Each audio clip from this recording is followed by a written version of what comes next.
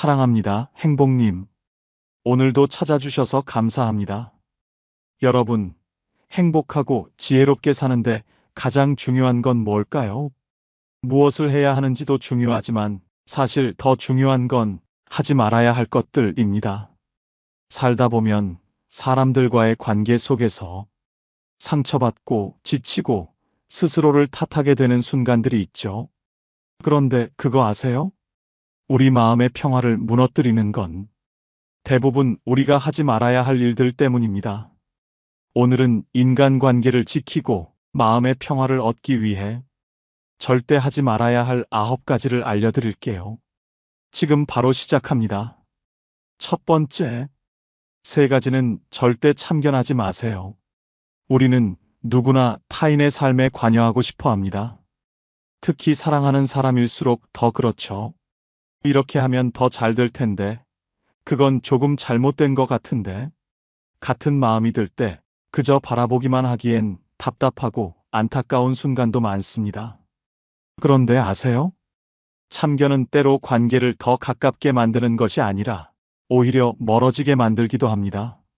왜냐하면 우리가 아무리 좋은 의도를 가졌다고 해도 상대방에게는 그것이 내가 잘못하고 있다는 묵직한 메시지로 들릴 수 있기 때문입니다. 그럼에도 우리는 왜 참견하게 될까요? 이유는 간단합니다. 내가 옳다는 믿음, 그리고 상대를 돕고 싶다는 본능 때문입니다. 하지만 이 2가지가 언제나 좋은 결과로 이어지는 건 아닙니다. 사랑과 관심이라는 이름으로 감싸인 참견은 타인의 자유를 침해하고 관계를 어색하게 만들 수 있습니다. 타인의 선택에 손대려 하지 마라. 우리 모두는 각자의 속도로 살아갑니다. 누군가는 천천히 걸으며 풍경을 즐기고 누군가는 빠르게 달리며 목표를 향해 나아갑니다. 그들의 속도가 우리와 다르다고 해서 그 길이 잘못된 것은 아닙니다. 다산 정약용은 이렇게 말했습니다. 화를 가라앉히고 마음을 길들이는 것이 곧 나를 지키는 길이다. 이 말은 비단 나 자신에게만 적용되는 것이 아닙니다. 타인의 삶도 조용히 지켜봐 줄 줄 아는 여유가 필요합니다. 한 친구가 새로운 사업을 시작한다고 상상해 보세요. 그런 친구에게 그거 잘 될까? 너무 위험한 거 아니야? 라는 말을 건네면 그는 열정을 꺼내놓기조차 두려워할지도 모릅니다. 하지만 정말 멋진 도전이야. 나는 내가 해낼 거라 믿어라고 말하면 어떨까요? 이 한마디가 친구에게는 용기와 확신을 심어줄 겁니다. 타인의 선택을 존중한다는 것은 그들의 삶을 있는 그대로 인정하고 지지하는 것입니다. 누군가가 자신의 선택으로 빛나는 순간을 볼 수 있는 기쁨을 느껴보세요. 그것이 관계를 더 따뜻하게 만드는 첫걸음입니다. 불완전함을 존중하라. 우리는 종종 타인에게 완벽을 기대합니다. 아이에게는 공부를 더 잘하길 바라고 배우자에게는 더 세심하고 완벽한 사람이 되길 원합니다. 그러나 완벽을 강요할수록 상대방은 더 위축되고 멀어지게 됩니다. 진정한 사랑과 존중은 불완전함을 있는 그대로 받아들이는 데서 시작됩니다. 예를 들어 아이의 성적표를 보면서 왜 이 과목은 점수가 낮아? 라고 묻는 대신 내가 이만큼 노력했구나. 정말 대단해 라고 말한다면 아이의 자존감은 오히려 높아질 것입니다. 그 한마디가 아이에게 더 큰 성취의 동기가 될 수 있습니다. 이건 부부 사이에서도 마찬가지입니다. 배우자가 집안일을 하다가 실수를 했다면 이걸 왜 이렇게 했어? 라고 지적하기보다는 수고했어. 당신이 해줘서 정말 고마워. 라고 말해보세요. 완벽하지 않아도 괜찮다는 메시지는 상대방의 마음을 따뜻하게 감싸고 관계를 더 깊게 만듭니다. 불완전함을 존중하는 것은 단순히 이해의 문제가 아닙니다. 그것은 관계의 신뢰를 쌓아가는 가장 큰 힘입니다. 내 시선으로 판단하지 마라. 참견의 가장 큰 문제는 내 기준으로 상대방을 평가한다는 점입니다. 내가 옳다는 믿음은 때로 상대를 압박하고 그들에게 내가 바라보는 틀에 맞추라는 강요로 느껴질 수 있습니다. 장자는 이렇게 말했습니다. 세상은 너의 시선이 아니라 그들의 시선에서 만들어진다. 이 말처럼 우리는 상대방의 시선에서 세상을 보려는 노력이 필요합니다. 동료가 갑작스레 회사를 그만두겠다고 했을 때 왜 그렇게 성급해? 라고 묻는다면 그 동료는 자신의 결정을 옳다고 설명해야 한다는 부담을 느낄 수 있습니다. 하지만 그동안 얼마나 고민이 많았을까? 라고 물어보세요. 이 질문은 그들의 선택을 존중하고 더 깊은 대화를 이어가는 계기가 됩니다. 우리가 할 일은 그들의 시선을 이해하려고 노력하는 것입니다. 판단보다 공감을 선택할 때 관계는 자연스럽게 성장합니다. 참견을 멈춘다는 것은 단순히 간섭을 하지 않는 것을 넘어섭니다. 그것은 타인의 삶을 존중하고 그들이 스스로의 힘으로 인생을 살아갈 수 있도록 묵묵히 응원해주는 것입니다. 관계는 참견으로 가까워지는 것이 아니라 존중으로 단단해집니다. 우리가 참견을 멈추고 그 자리에 신뢰와 믿음을 채운다면 우리의 관계는 더욱 깊고 아름다워질 것입니다. 여러분, 오늘부터 이 세 가지 참견을 멈춰보세요. 그리고 그 자리에 따뜻한 믿음과 존중을 놓아보세요. 작은 변화 하나가 여러분의 삶과 관계를 얼마나 빛나게 만드는지 곧 느끼게 될 것입니다. 두 번째, 세 가지는 절대 묻지 마세요. 우리는 누구나 다른 사람의 삶이 궁금합니다. 특히 가까운 사람일수록 더 많은 것을 알고 싶고 서로의 삶을 더 깊이 이해하고 싶어지죠. 하지만 아세요? 우리가 던지는 어떤 질문들은 단순히 대화를 위한 것이 아니라 상대방에게 내가 판단받고 있다는 불편함을 줄 수도 있습니다. 어쩌면 사랑과 관심이라는 이름으로 던진 질문이 상대방에게 깊은 상처를 남길 수도 있죠. 사람들은 각자의 방식으로 살아갑니다. 하지만 우리는 종종 그들의 방식이 궁금하기보다는 내 기준에 맞는지를 묻곤 합니다. 이런 질문들이 누군가의 마음에 벽을 만들고 관계를 서서히 멀어지게 만든다는 것을 아시나요? 오늘은 우리가 관계에서 절대 묻지 말아야 할 세 가지 질문에 대해 이야기해 보려고 합니다. 이 질문들을 멈추면 여러분의 관계가 훨씬 더 편안하고 따뜻해질 겁니다. 사람의 가치를 숫자로 묻지 마라. 우리는 종종 숫자로 사람을 판단하려는 경향이 있습니다. 너네 집 몇 평이야? 월급은 얼마나 돼? 차는 뭐 타? 이런 질문들은 겉으로 보기엔 단순한 호기심처럼 보일 수 있습니다. 하지만 그 안에는 상대를 비교하거나 평가하려는 시선이 숨어 있죠. 사람의 가치는 결코 숫자로 설명될 수 없습니다. 집의 크기, 연봉의 액수, 차의 브랜드 같은 겉모습이 그 사람의 진짜 모습을 대변할 수 없기 때문입니다. 법정 스님은 말했습니다. 소유의 크기가 아닌 존재의 깊이가 삶을 채운다. 우리가 물어야 할 것은 상대의 삶에 담긴 진정성과 행복입니다. 숫자가 아니라 그 사람의 마음과 이야기를 들여다보세요. 예를 들어 친구에게 너네 집 몇 평이야? 라고 묻는 대신 요즘 집에서 가장 행복했던 순간은 뭐야? 라고 물어보세요. 이 질문은 비교 대신 공감을, 불편함 대신 따뜻함을 남깁니다. 대화를 나누고 싶다면 요즘 가장 행복했던 순간은 뭐야? 최근에 내가 가장 자랑스러웠던 일은 뭐야? 이런 질문은 상대의 내면을 더 깊이 들여다보는 대화로 이어집니다. 숫자가 아닌 그 사람만의 이야기를 듣는 것이 더 의미 있는 관계를 만들어줍니다. 이유를 묻기보다 마음을 들여다봐라. 왜 그렇게 했어? 라는 질문은 흔히 대화의 시작처럼 들립니다. 하지만 그 질문 속에는 상대방의 판단이나 결정을 의심하는 뉘앙스가 담겨 있습니다. 사람은 자신이 내린 선택이 존중받기를 원합니다. 그 선택의 결과가 어떻든 그 안에는 그 사람만의 고민과 이유가 있었을 테니까요. 하지만 왜 그렇게 했어? 라는 질문은 그 모든 과정을 지워버리고 상대방이 자신의 선택을 방어해야 하는 상황으로 몰아넣습니다. 결국 그 질문은 대화의 문을 열기보다 닫아버리게 됩니다. 장자는 말했습니다. 말의 뿌리는 마음에 있고 마음의 뿌리는 삶에 있다.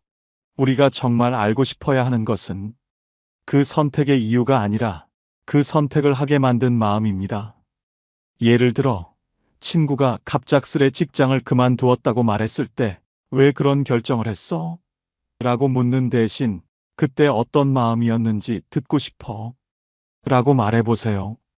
이런 질문은 상대의 마음을 존중하고 그들의 진심을 들을 수 있는 길을 열어줍니다. 그때 어떤 마음이었는지 듣고 싶어. 그 선택을 할 때 많이 고민했겠지? 이렇게 말하면 상대는 자신의 이야기를 부담 없이 풀어낼 수 있습니다. 그들의 선택을 존중하며 진심을 이해하려는 태도는 더 깊은 대화로 이어질 것입니다. 정답을 묻지 말고 확신을 나눠라. 이게 맞아? 라는 질문은 겉보기에는 단순한 확인처럼 보입니다.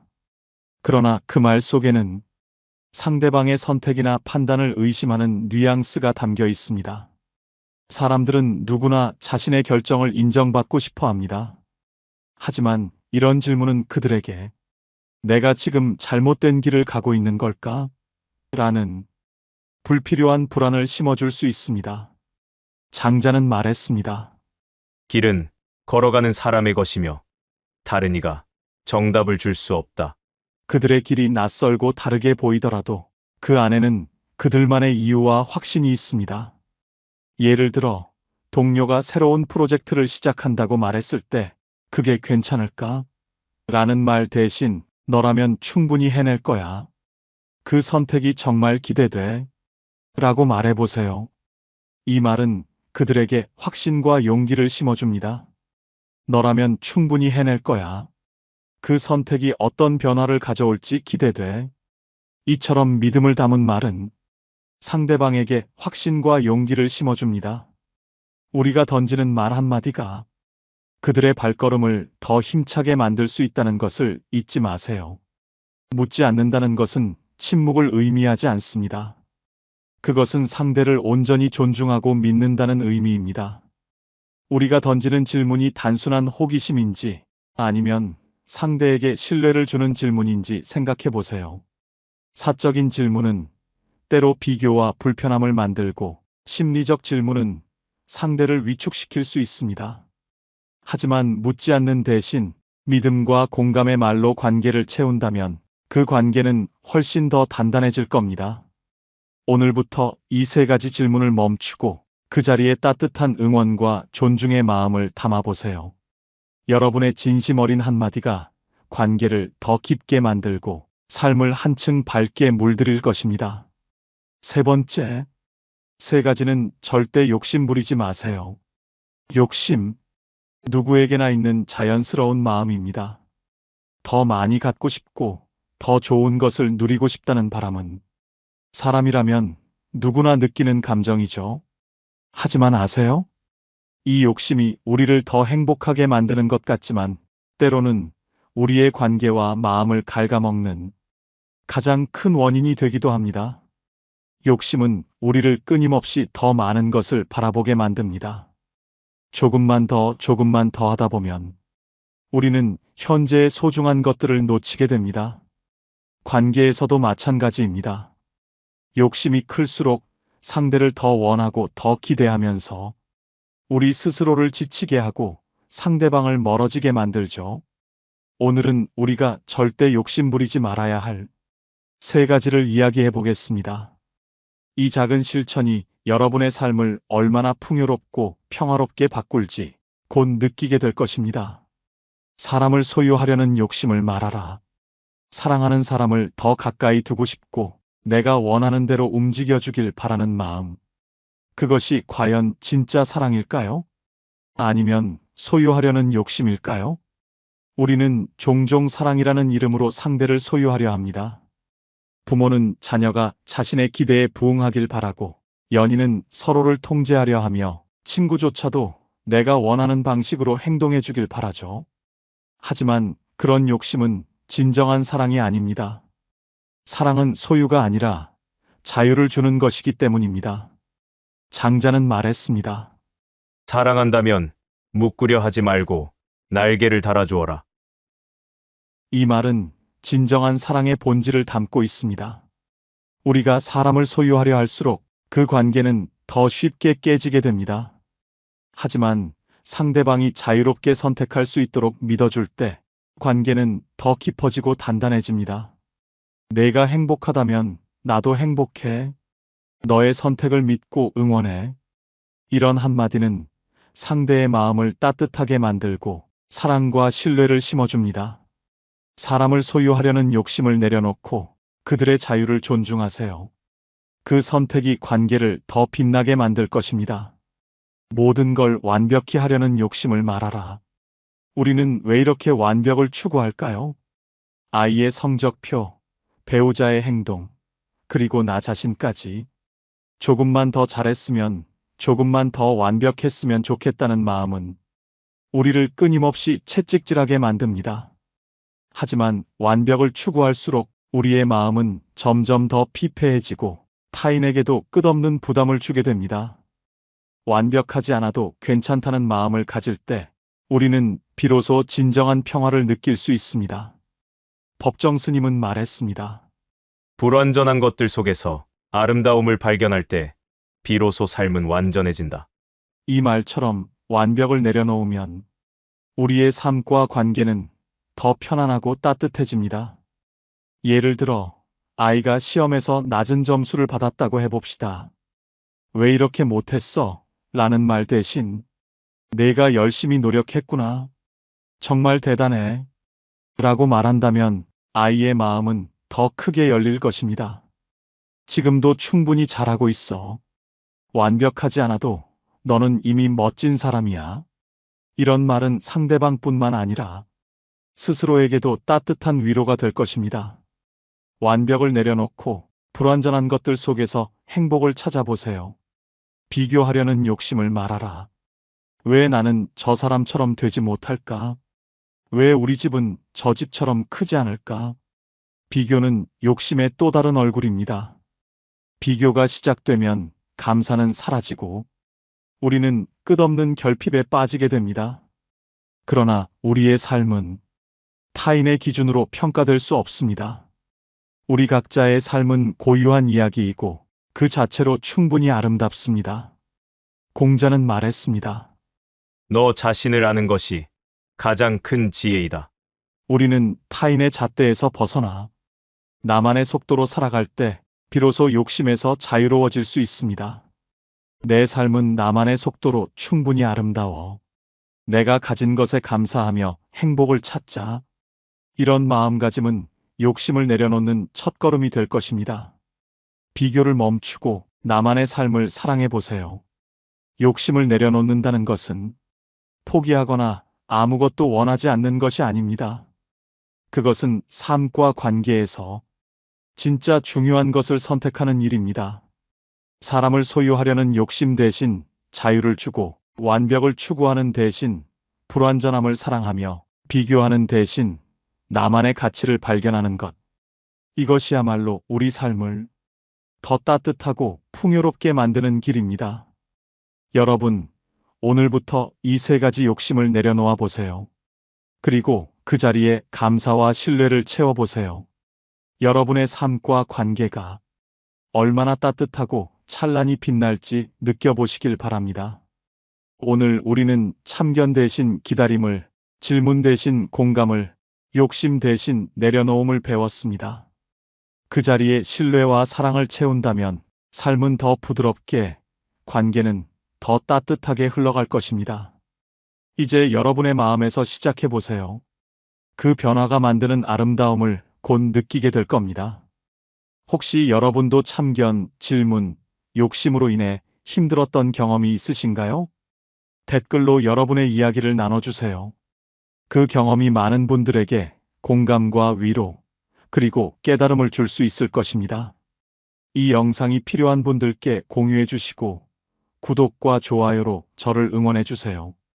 여러분과의 소중한 연결이 저에게 큰 힘이 됩니다. 오늘도 여러분의 행복을 빕니다. 이상으로 행복 주문서였습니다.